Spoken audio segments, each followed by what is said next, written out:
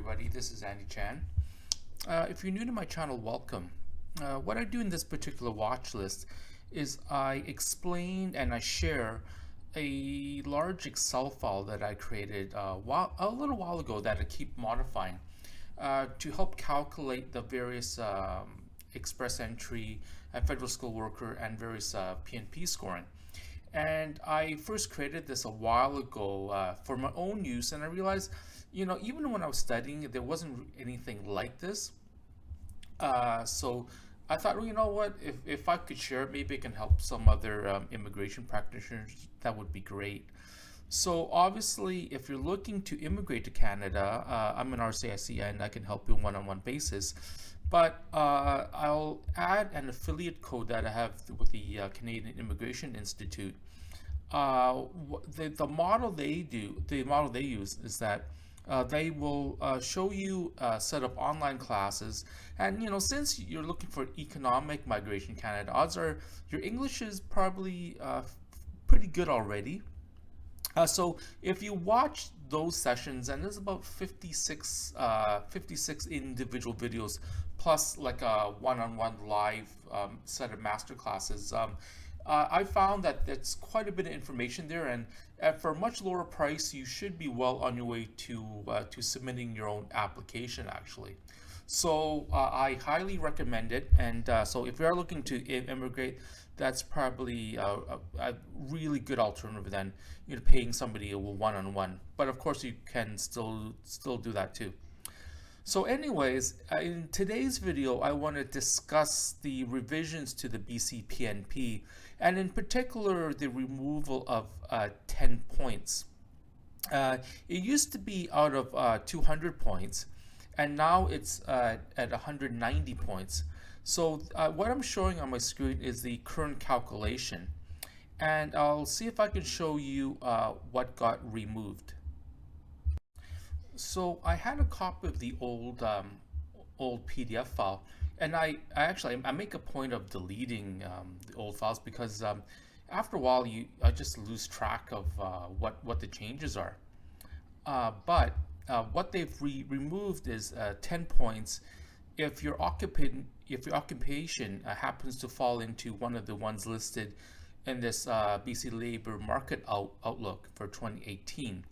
What they've done instead is they've got a separate list of high-tech knocks that they're, I guess the right word, well, I think the word would be expediting. They'll treat preferentially.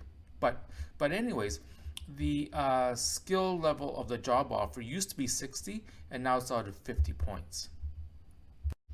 So what I'll do, and this is a failure on my part, the content on this channel is new.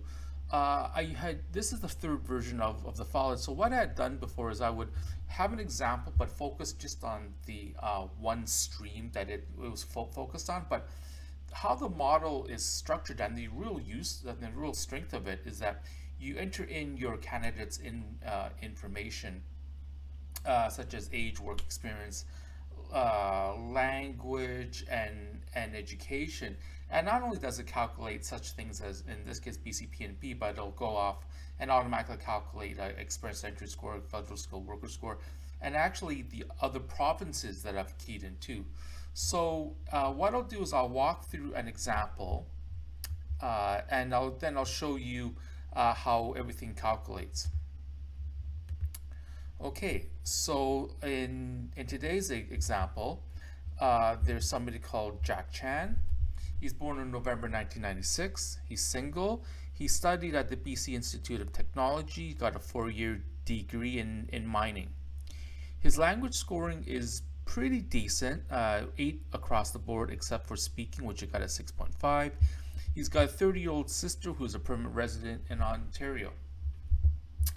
In terms of work experience, he's currently working as a geology tech at TikTok Resources, on a postgraduate work permit. He's in the Northern Rockies. Because this is BC, there's that additional points. He's averaging 30 hours per week, and he's got a current job offer from this employer for $84,000 base pay. Previously, he worked as a GIS tech, part time during study permit, between September 2019 and April 2020, average 20 hours per week. During COVID, that all shut down kind of, so he went to help his family restaurant, and that wasn't going very well either. But over there, he worked 40 hours, 45 hours per week.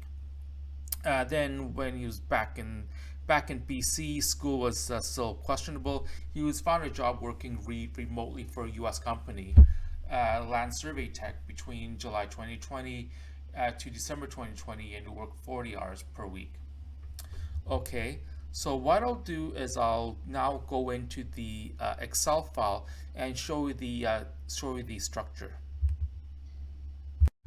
So here's the current structure of the Excel file, and when I say current, I'm constantly updating, refreshing everything. So where you see where the cells are laid out, by the time you see it, it could be a little different.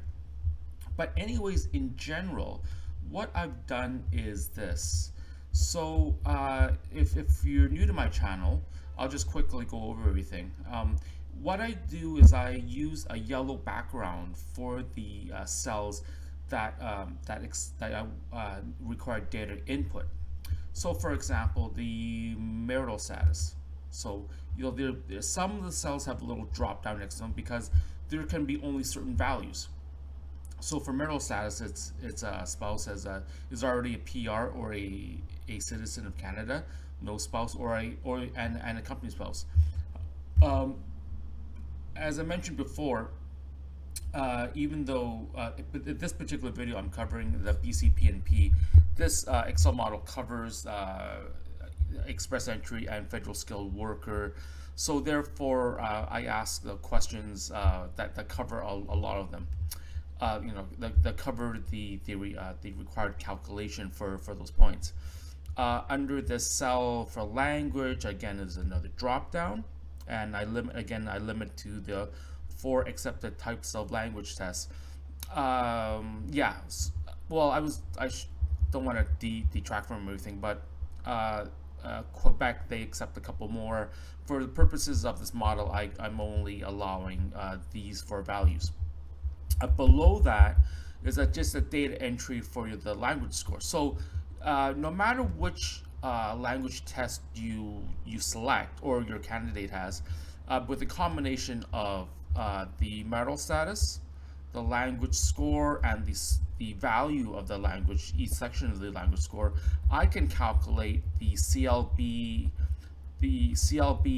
level, and then also the CRS points.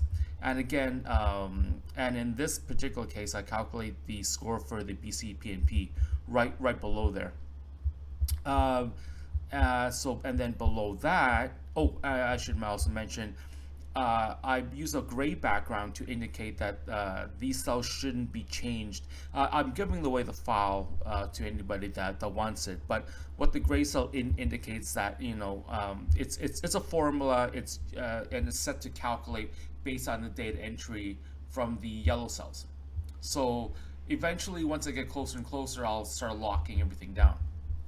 By the way, because I do find myself that I'll be honest with you, I'm not the best at formatting the file to make it look pretty presentable. I'm always changing it.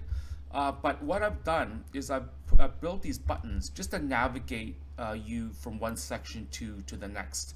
So in this particular case, I'll just go back. This is the first section. It says start here. The next section is the birth date, and then from the birth date, I calculate really quickly the age, and then I calculate the CRS score next to it. Also remember that CRS scoring based on the principal applicant's age is dependent on whether there is an accompanying spouse or not. Next section is education. So I'm just scrolling down.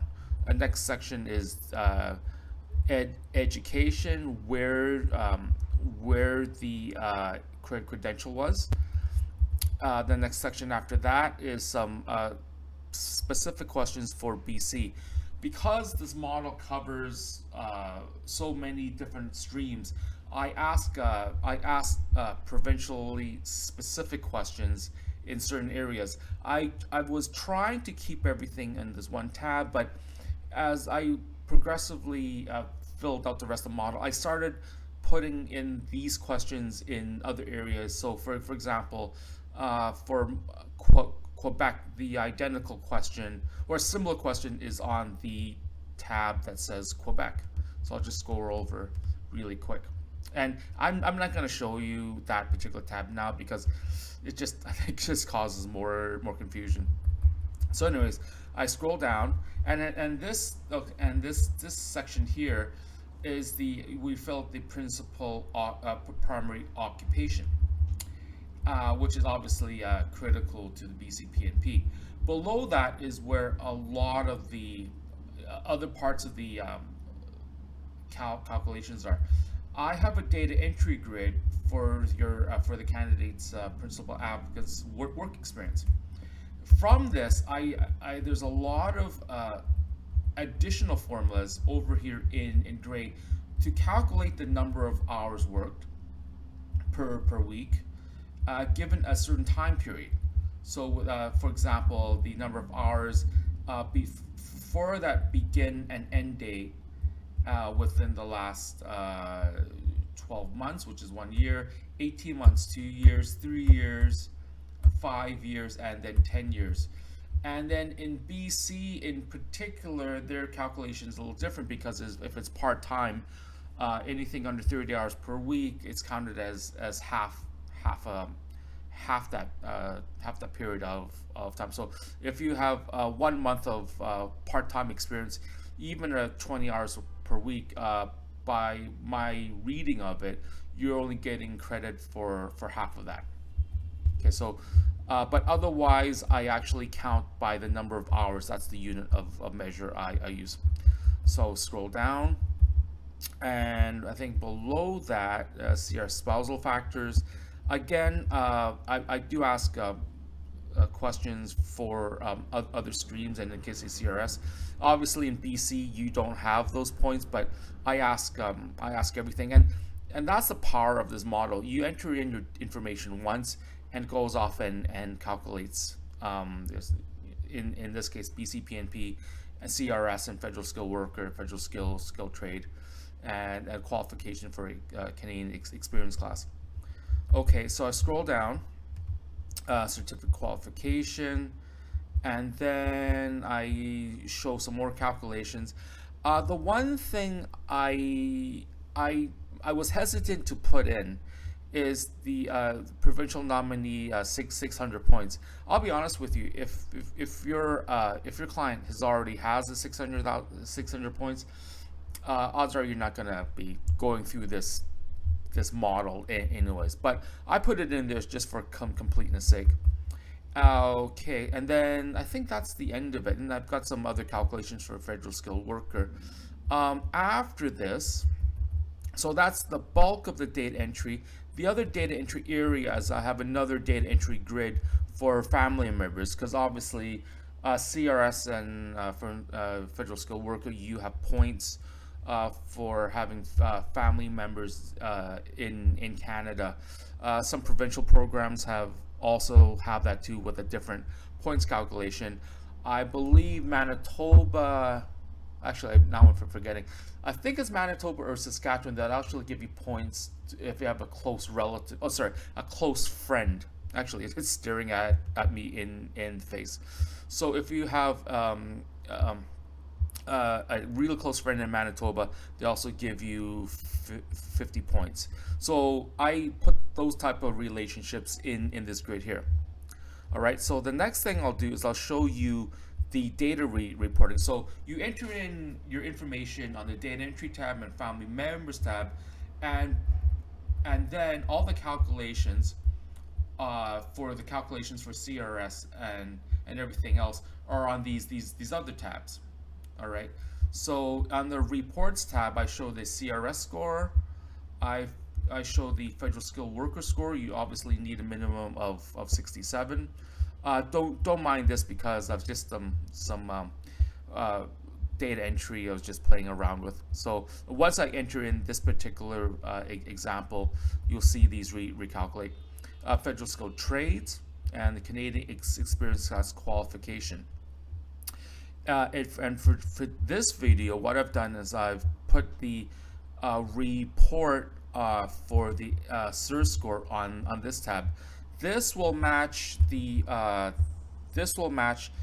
calculation that is shown. And let me just see if I can quickly get out to that web page. One sec.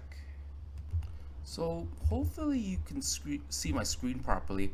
My laptop screen is a little small, so it'll reflect in this video. But here's the PDF file for this scoring from the provincial website, and this is the skilled worker scoring. Let me just get back to that right page. I think it was on page 50 if I'm not mistaken. So what I'm trying to do in this Excel file on this particular tab, on the BC tab, is I'm basically matching up what you have over here. So it's out of 190 points now, and so what these formulas show is what your candidate's score is out of 190 points. So what I'll do is I'll pause the camera, I'll key in everything based on the example that I have, and I'll just quickly go back to the example again too, just to remind you what data that I'm going to put in. So again, this is the sample data. The principal applicant is Jack Chan. He's working for a mine.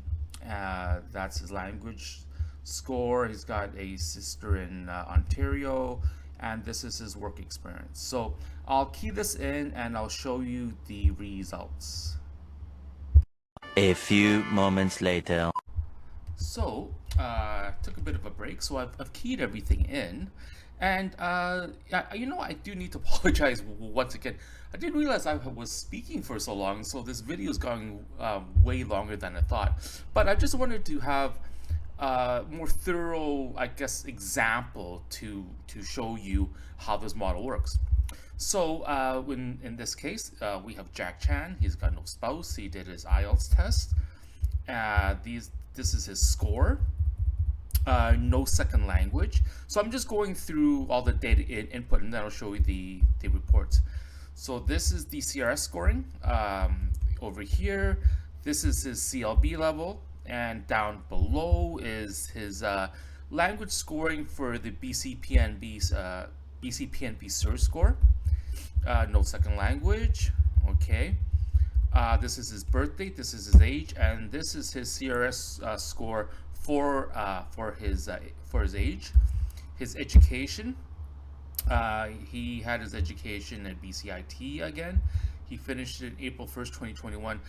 This one is used for Quebec, and if I remember correctly, there's a few different categories. I think it was Ontario that looks for a certain work category on a postgraduate work permit. But that's why I have that here. But I actually have the criteria on the work experience grid for postgraduate work permit too. So I may tweak that logic around a bit. Okay, here's the British Columbia questions. ECA, no, because this person's got his education in BC. Field of study, engineering. I use this for BC. This field isn't critical, but for some of the other PNP programs, there are points for the field of study, and also has to match the work experience that follows it. So there's that. Primary occupation. Okay, this is critical. He graduated from BCIT in mining engineering. But since he's relatively new, and this is one of the key things about, I guess, for any RCIC to determine what the primary occupation is. The knock code for mining engineering, I think it was around the 4,000s if I remember correctly. Let me just go through my notes. Is it 2155? Yeah, maybe no, 84. Let me just pause this really quick and I'll go to that page. Yeah, so the program Jack graduated in was in mining engineering. This is eventually, I think, what Jack will be doing, but the experience required in this knock, I think, is 3 or 4 years, if I remember correctly. So because of that, and because of his actual work experience, I chose his primary occupation as another knock code. And again, this is going to be something that every app applicant has to ensure that they handle correctly. Okay, so back in the model, I used 2112. Okay, now here's the key part of this model. I guess in this particular example. So in this example, I said that he had worked part-time as a GIS tech. So it's a little different in that it's you have to assign the right knock code for that experience, right? So there are a few other knock codes available, and I remember when I did I think it was Saskatchewan. I think I did another analysis where I used the first three digits of that knock code as for comparison reasons to show that it's related work experience, and I'll show you how important that is at the end of the video. So, anyways, Jack worked 20 hours a week, and because for BC, I am counting 7 part-time months. So that's the unit of measure in BC. Okay, the next job, family restaurant, not relevant, but I just wanted to just throw that in there because for Canadian experience class, you can have multiple, you can have working experience from different knocks. Okay, then he was working remotely over here for that U.S. company, and then finally he's been working full time, 38 hours per week. Now, I just wanted to mention something really quick, and I did this example, gave this example on purpose. I used a really high number here, 38 hours per week, which is pretty standard, right? But as you know, as an RCIC, every program in Canada, you're only counting 30 hours per week of work. And so I've got these formulas here looking at the different work for different durations. But you'll notice that this 1849 here, actually, let me use this one. The last 2 years last 3 years, 1,894 hours of work. So if I use 30, you'll notice that this doesn't change, and that's because these formulas that I have in this grid only counts up to 30 hours per week. But just to show that you're not doing anything wrong, I key in 38, but the formulas count 30. So if you use this template and present this as a submission package, do keep in mind that you may have to explain, well, even though the column shows 38, what you're only counting is 30. All right. So let me go into the reports now, and I'll scroll up. So the first part is the CRS score, and I guess if you use chronological sequence, I should really be showing the federal skilled trade Canadian experience class and federal skilled trade qualifications before the CRS because that's kind of the sequence. But to me, I think most people are drawn to the CRS score. So anyways, these values, just like the BC report, is calculated automatically. So all these values are pulled out from the data entry I have here. And here, oh, actually, I forgot to mention, I keyed in the fact that he has a sister in Ontario. All right. So back on this screen here, the first part is the CRS score. Jack is getting a pretty decent score, 539. I did not indicate again that Jack has a provincial nomination of 600 points. There is a data entry field for that. You, as an RCIC, you may want to turn that on if you wanted. The other thing I want to mention is that if you get a really high score in a provincial nomination, the spreadsheet doesn't automatically add the 600 points either. You have to actually add it manually in the spreadsheet. Anyway, so it's 539 out of 1,200 points. For federal skilled worker, Jack has 85 points out of 100. Now, I was gonna say something about this. Oh yeah. So technically, federal skilled worker is meant for overseas. So calculating work experience for overseas applicants that want to come into Canada. Technically, there's nothing excluding Canadian working experience. So I follow. Sorry about that. There's a fire truck going by here. Let me just pause it real quick.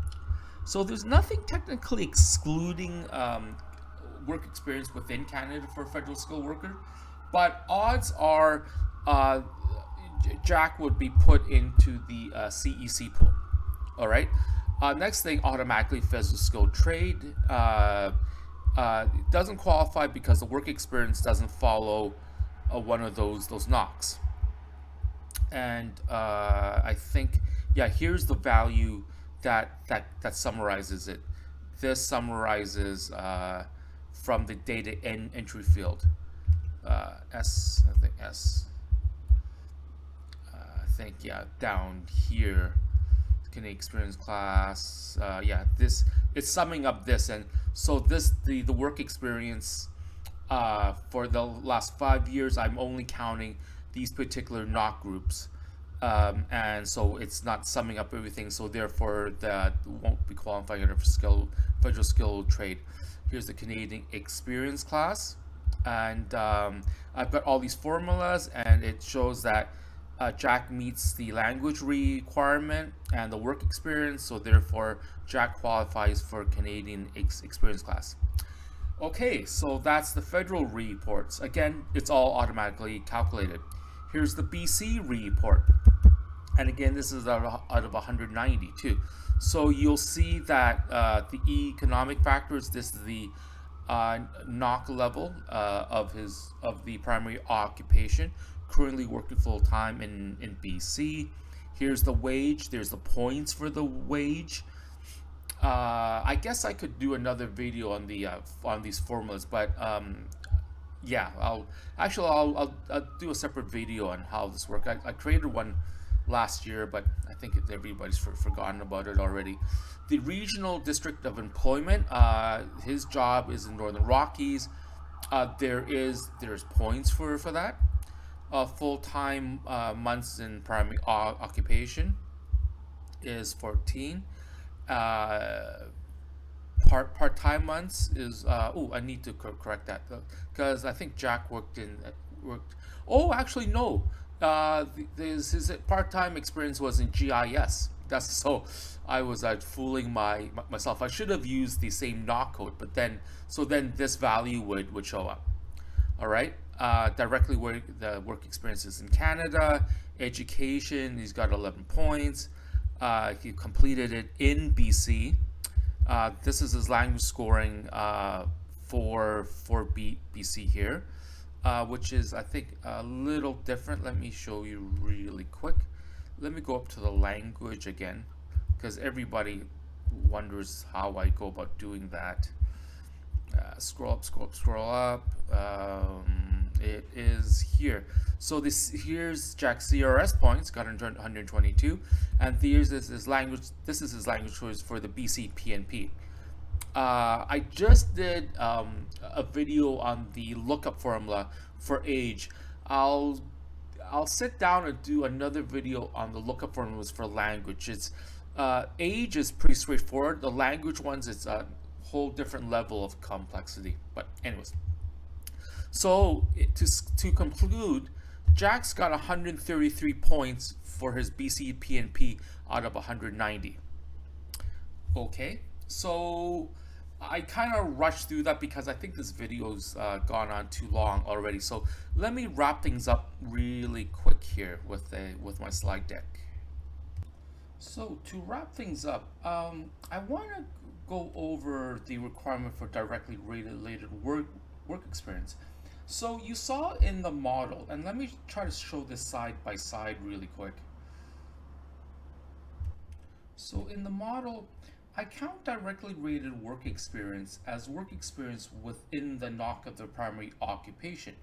But if you look at the requirements for the BC PNP, I think it's a little, well, it's obviously a little more lax in that it'll count work experience for, for something like, for in their example, if you have NOC experience in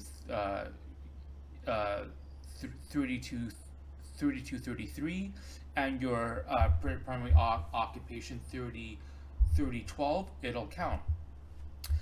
What I did for Saskatchewan is I tried to use the first three digits of the logic. I'll be honest with you, it doesn't quite really work. So if you can, so where there's a shortfall in this model in that it's not smart enough to like lump it's not smart enough to lump the work experience in this case for the GIS work 2255 and 2212. So I'm just counting the work experience for 2212 because it matches this. Oh, okay, so that's the one issue.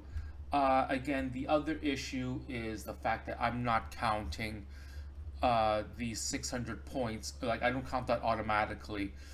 It's there as a data entry field, but if you have a high score in a particular PNP and you meet a minimum threshold for that provincial PNP, I don't automatically add those 600 points. So I'm showing my slide deck really quick. So yeah, I don't count the 600 points.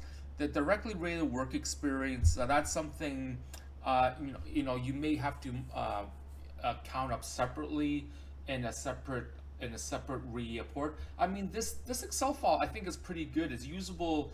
So you're showing the work experience directly related to that NOC that that you perform the lead statement at 51% of that work, but to bundle them up per se to directly related work experience, it doesn't really do that. So that's a next step that you'll have to do on your own. The other thing off the top of my head, I just put that in there, are the settlement funds. BC has a settlement funds requirement. I guess I could throw that in because many programs actually ask for that. But I could put that in at a later date. I didn't really bother because it's not really used for settlement funds isn't used for any kind of calculation, at least not that I've come across. The only time money is involved is in Ontario. It'll count once the average of the last, some of the programs once the average of the last 5 years of your salary for points. And in BC, it looks for the base wage of the job offer. All right, so I think I'm going to wrap it up here. Thank you very much for your time. Yeah, I spent this video is way too long, so but I just wanted to give like a thorough example of beginning to end how to calculate the BC PNP. So that's the second fire truck that went by. You'll probably hear it quite loudly. I actually smell smoke. It's a Saturday night. I'm doing a recording on a Saturday night, and I actually smell smoke. It's coming from somewhere. I don't see it though. But anyways, thank you so much for your time. I'll try to be a little more brief, a little more organized the next time. But there's so these models that this model I created, it's actually really straightforward. The formulas are really straightforward, but it's complex because there's just so many little formulas that I've put in. So each individual formula is simple, bundle them all together, it gets a little kludgy, and you can tell from how I've organized the spreadsheet, because frankly I need to sit down with somebody smarter than me to help me redesign it so that it flows a little better. One of the things I'm doing is I'm incorporating Google Forms as a data input. I've got Google Forms on my website.